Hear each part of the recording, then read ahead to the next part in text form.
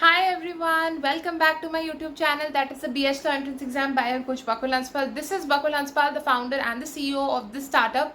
And today's video, आज हम बात करने वाले हैं about divorce. Marriage already हमने खत्म कर लिया है. अगर आपने इस particular topic के marriage and divorce के पहले के 2 पार्ट्स नहीं देखे, I would suggest एक बार आई बटन पे जाके देख लीजिए और फिर इस वीडियो की तरफ आ जाइए। तो आज हम फाइनली डिवोर्स टॉपिक को करने वाले हैं। क्लैट एग्जाम के लिए बहुत रेलिवेंट है, 4-5 महीने रह गए हैं। बेयर एक्ट को पढ़ने का कोई फायदा नहीं है, एनसीईआरटी को पढ़ने का बहुत ज़्यादा फायदा है। सो आज हम क्लास 11 एनसीईआरटी से पर्टिकुलर टॉपिक को खत्म करने वाले हैं। So without any further do let's get start. Cool. So finally हम बात करने वाले हैं अबाउट डिवोर्स। तो अब देखिए, marriage is a social union, हमने बात कर ली भाई, वो सोशल यूनियन है, लीगल यूनियन है, किस एस्पेक्ट से वो यूनियन है, क्या है, क्या चीजें हैं, we already know about it and I don't think so कि इसमें कोई डाउट होगा। एक बार डाउट है तो एक बार पहले वाली वीडियो को देख लीजिए, मतलब पार्ट 2 को देख लीजिए, आई बटन पे सब कुछ अटैच्ड है। Divorce is termination of marital union. तो आप देखिए, जब मैरिज होती है, जब सोशल यूनियन बनता है उसको हम मैरिज बोलते हैं, जब फाइनली वो खत्म हो जाता है उसको हम डिवोर्स बोलते हैं। ठीक है, सिसेशन मतलब खत्म हो जाना of marital tie between husband and wife, इसको बोलते हैं डिवोर्स। तो अब सिचुएशंस होती हैं जैसे adultery. Adultery is something which is a kind of extra marital affair. For example, you are married to someone but you having sexual intercourse with some other individual, that would be considered as adultery. Outside wedlock, शादी के बंधन से बाहर you are having sexual relationship. Cruelty, domestic violence is a classic example. Domestic violence का पूरा full fledged women rights पर एक series already बन चुका है। क्लैट एग्जाम के लिए बहुत इंपॉर्टेंट है क्योंकि मैंने उसमें पॉश भी कवर करवाया हुआ है, पीडब्ल्यूडीवीए सीडो भी कवर करवाया हुआ है। तो एक बार उस वीडियो को देख लीजिए, आई बटन पे वो अटैच्ड है। Cruelty, desertion. डिजर्शन मतलब आप जब एक दूसरे स्पाउस को, अपने स्पाउस को छोड़ के चले जाते हो बिना कोई रीजन दिए, that is going to be considered as desertion. फिर दूसरा है divorce on these grounds merely enables the other party to put an end to the form from which substance has already been destroyed. Of course the love has been destroyed. Marriage, sorry divorce, आप यहाँ पर क्या है, बहुत सारे methods होते हैं जिससे आप डिवोर्स पा सकते हो, बहुत सारी थ्योरीज हैं। इस एक एक थ्योरी को हम देखने वाले हैं। वन इज गिल्ट और offence theory of divorce. So I am going to highlight it again. Class 11 के लिए कोई पढ़ रहा है, इसको कोई वीडियो सोलली भी क्लास 11 लीगल स्टडीज के लिए पढ़ रहा है, remember these points. Guilt theory, guilt theory के बारे में लिखेंगे। Other one is divorce by mutual consent. ठीक है, then we have irretrievable breakdown of marriage. बस ये 3 थ्योरीज के बारे में बात करें आज हम बात करते हैं। गिल्ट थ्योरी, एक पार्टी है गिल्टी पार्टी, दूसरी पार्टी है इनोसेंट पार्टी। एक मर्द है, मर्द अपनी बीवी पर हाथ उठा रहा है, मर्द is going to be the guilty party, woman is going to be the innocent party. ठीक है, मैरिज डिसॉल्व हो सकती है, only one of the parties in marriage has after solemnization committed some matrimonial offense which is domestic violence in this particular case. Offense must be recognized and as a ground of divorce. As a ground of divorce में बहुत सारी चीज़ें listed हैं कि आप HMA में किस particular I would say criteria में आप अपने मर्द से, अपनी बीवी से divorce पा सकते हैं। All of these things are already mentioned. Insanity को भी आपने ऐड कर दिया था on the basis of ground of divorce. Insanity हम इसलिए पहले ऐड करने में झिझक रहे थे कि कोई बंदा अगर मेंटली अनस्टेबल है उसको गिल्टी पार्टी कैसे बोल सकते हैं, है ना, इसलिए मैं इंसैनिटी को ऐड नहीं करा था। इसलिए हमने इस गिल्ट थ्योरी का नाम बदलकर फॉल्ट थ्योरी रख दी कि चलो उस पार्टी में फॉल्ट है, वो मेंटली अनस्टेबल है, लेकिन गिल्टी तो हम उसको कतई नहीं बोल सकते। Whether that guilt is his और हर कॉन्शियस एक्ट और अ प्रोविडेंशियल एक्ट, या तो वो उसको कर रहा है जानबूझकर या तो उसका जेन्युइनली वो दिक्कत है, so that is going to be faulty party, so the fault theory. Another theory is divorce by mutual consent. Both the parties are now saying, okay, we don't want to live together, we live separately now, and हम इस relationship को आगे नहीं बढ़ा सकते. Therefore, we are finally going to take divorce from each other via mutual consent. ठीक है, fault theory में कुछ लूप होल्स थी, ये फाइनली थ्योरी बाद में आई थी। सबसे पहले तो गिल्ट थ्योरी थी। कभी बार क्या होता है, कोई फॉल्ट नहीं होता हस्बैंड और वाइफ में, लेकिन कभी बार हो सकता है कि वो दोनों एक साथ खुश ना हो, उन दोनों को कोई और पसंद आ गए, उनकी और कोई चीजें हो, राइट, उन सबको देखते हुए फाइनली दिस म्यूचुअल कंसेंट वाली theory came into existence. But mutual consent alone will not automatically terminate the marriage. बहुत इंपॉर्टेंट है कोर्ट की डिग्री लेना, तो कोर्ट की डिग्री को लेना इज वेरी इंपॉर्टेंट। अब डिग्री क्यों बोल रही हूँ कोर्ट की, वो इसलिए बोल रही हूँ क्योंकि डिवोर्स एज अ थिंग, इसको लेना, इसको फाइनली कोर्ट से, वो बहुत ही टीडियस प्रोसेस है, बिकॉज मिलना बहुत डिफिकल्टी आ जाती है, सालों साल लग जाते हैं, डिवोर्स फिर भी नहीं मिलता लोगों को, सो that is a very I would say heavy process. Hindu marriage act, okay, so parties must live separately for a period of 1 year or more before filing a joint petition. Then after filing the petition, there should be a cooling off period for 6 months, during which the court will not examine the petition. Thereafter, parties will file a joint motion to initiate the divorce proceedings. इसका मतलब क्या है, अब देखिए, usually यही माना जाता है HMA में कि जो बीवी है ना, बीवी हस्बैंड की प्रोटेक्शन में रहेगी, हस्बैंड के पैसों पर रहेगी। ऐसा इसलिए बिकॉज पैसों पर रहेगी। आप इसका गलत सेंस मत उठाना कि कमेंट सेक्शन पे कुछ लिख दो। इसका मतलब है कि husband has to take care of his wife, right, has to take care in terms of fulfilling her needs. उसको कुछ चीज़ चाहिए, वो चीज़ देना। अब अगेन कोई कमेंट सेक्शन में कोई ये नहीं चाहिए अननेसेसरी डिमांड्स, लग्जरी, वो सब। I am talking about basic needs को पूरा करना, बाकी सब चीज़ों को करना, अगेन उसको ध्यान रखना। सो मतलब इन्वेस्ट तो आप कर ही रहे हो। तो वो चीज़ें होती है कि यार अगर दोनों एक साथ फाइनली दूर दूर रह रहे हैं, दोनों फाइनली डिवोर्स की तरफ जा रहे हैं, तो एटलीस्ट एक या एक से ज़्यादा साल both of these parties are going to live separately to see at least whether they are able to live और not, whether the wife is able to sustain herself और not. However, wife of course is going to get alimony towards the end, but emotionally भी हम देख रहे हैं कि वो दोनों रह पा रहे हैं इमोशनली एक दूसरे के बिना। नहीं, ऐसा तो नहीं कि उनको रियलाइजेशन तो नहीं हो रहा कि हमें एक साथ रहना चाहिए। बिकॉज हाँ, अब यहाँ पर हम इंडिया में ऐसा है कि यार मैरिज को हम जितना चाहे उतना बचाने की कोशिश करें, बिकॉज बहुत सुंदर यूनियन है, ठीक है। इसको ऐसा देखते हुए हम इसको हमेशा बचाने की कोशिश करते हैं एट एनी कॉस्ट। तो इस केस में ऐसा ना कि बाद में दूसरे को याद आ जाए, फिर कोई रिपेंटेंस हो जाए दोनों को, ऐसी चीज़ों को देखने के लिए। फिर ये जब टाइम पीरियड खत्म हो जाता है, इसके बाद एक जॉइंट पिटिशन फाइल करते हैं। उसके बाद एक 6 महीने का और कूलिंग ऑफ पीरियड है, मतलब 6 महीने और एक दूसरे से अलग रहो। फिर फाइनली कोर्ट चीज़ों को प्रोसीड करना चालू करता है। अब आप देखिए कूलिंग ऑफ पिटिशन में एक केस है अमरदीप सिंह वर्सेस हरवीन कौर केस। इस पर्टिकुलर केस में बोला कि यार कूलिंग ऑफ पीरियड अब कंपलसरी नहीं है। डायरेक्टली आप जब जॉइंट पिटिशन से फाइल करने से पहले जितना 1 साल एंड ऑल अलग रहते हो, that only would be considered as the cooling off period for you. Now, even the Parsi Marriage and Divorce Act 1936 provides this ground, but there is no requirement of filing a joint petition in that case. ठीक है, मतलब joint petition आपको इसमें तो follow करना पड़ेगा ना, because at the end of the day आप क्या करो, म्यूचुअल कंसेंट कर रहे हो। म्यूचुअल कंसेंट में दोनों पार्टीज को अपना अपना तो पॉइंट ऑफ व्यू देना पड़ेगा ना, तभी तो मिलाकर जॉइंट पिटिशन करेंगे वो। लेकिन पारसी वगैरह में ऐसा कुछ नहीं है। प्रोवाइड्स दिस ग्राउंड मतलब provides this ground of mutual consent. Concept of divorce में म्यूचुअल कंसेंट मुस्लिम लॉ में भी रिकॉग्नाइज्ड है। खुला इज रिडेम्पशन, मतलब शादी के बंधन से मेरे को आजाद कर दो। मुबारत इज म्यूचुअल रिलीज, मतलब म्यूचुअली आप एक बंधन से रिलीज हो रहे हो। In Mubarak, both the parties mutually decide they want to release themselves from the marital bond. In Khula, offer is from the husband, her wife's side, and she has to pay consideration, giving away something of the monetary value in exchange for promise to husband in lieu of acceptance. देखिए, हमने बात करी थी जब इस्लाम में शादी होती है, वाइफ को मेहर मिलती है, पैसे मिलते हैं हस्बैंड से, इन रिटर्न उसको आप हस्बैंड को सर्व करना पड़ता है, इसलिए कॉन्ट्रैक्चुअल रिलेशनशिप ये माना जाता है।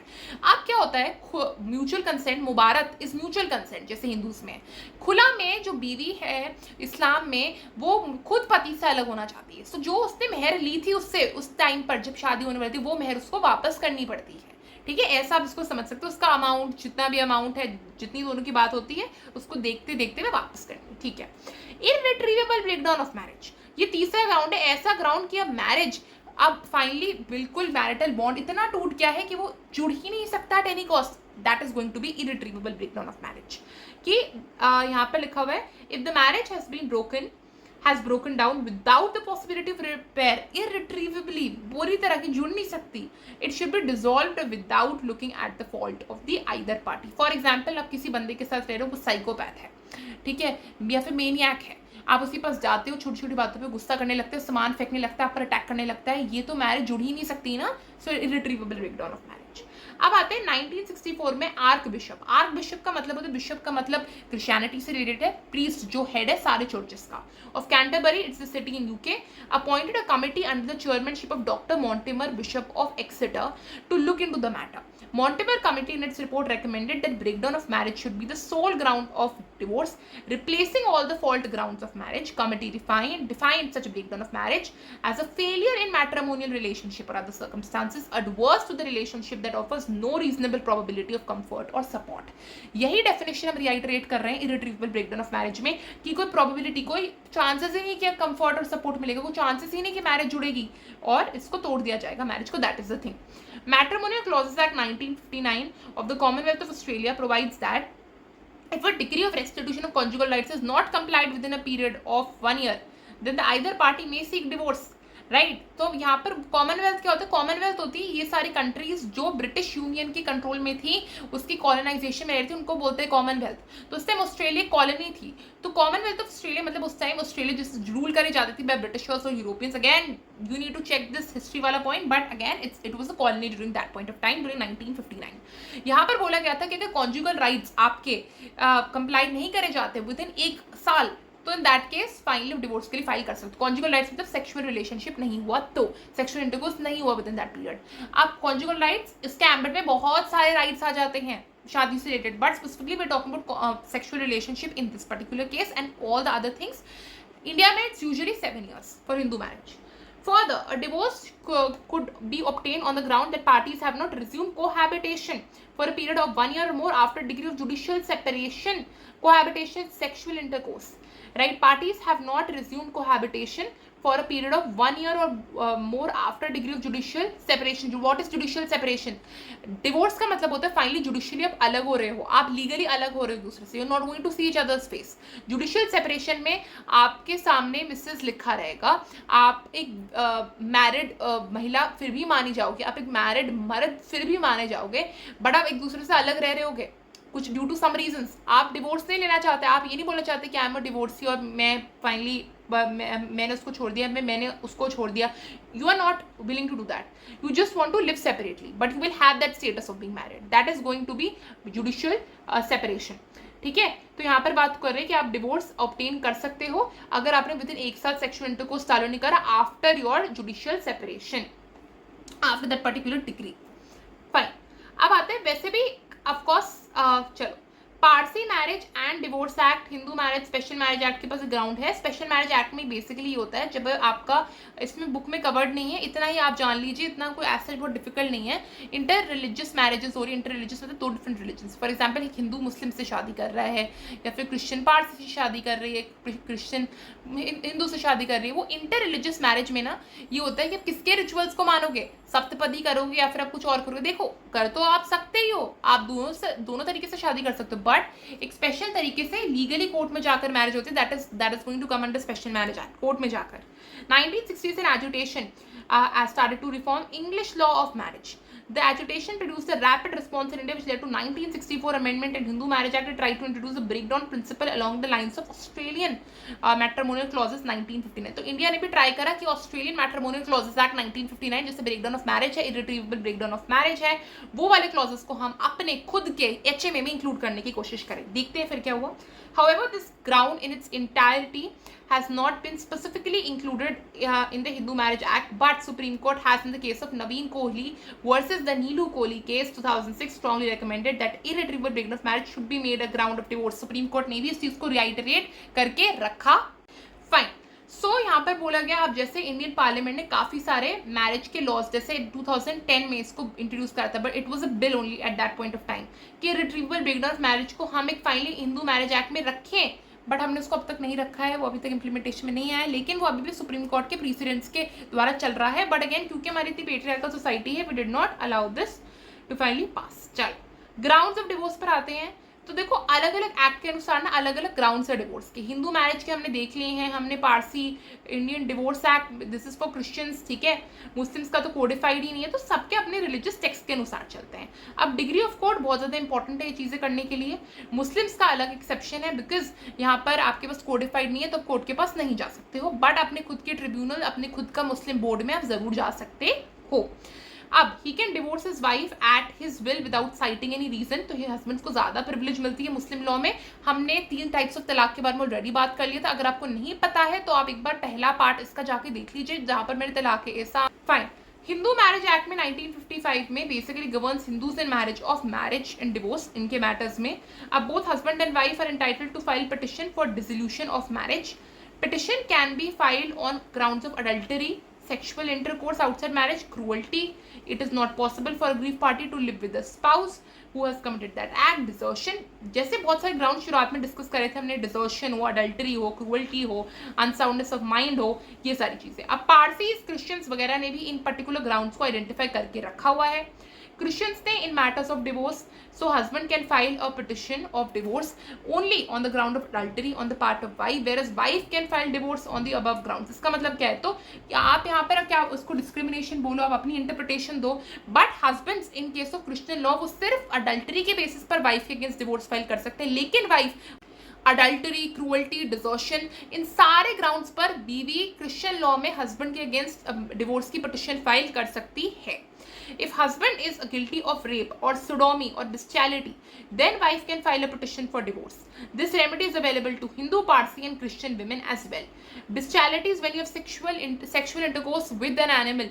This has been removed in the new BNS, right? Revamped version of IPC. And sodomy is when you are having anal intercourse with some individual. It is often misunderstood that sodomy is having like a male having intercourse with another male.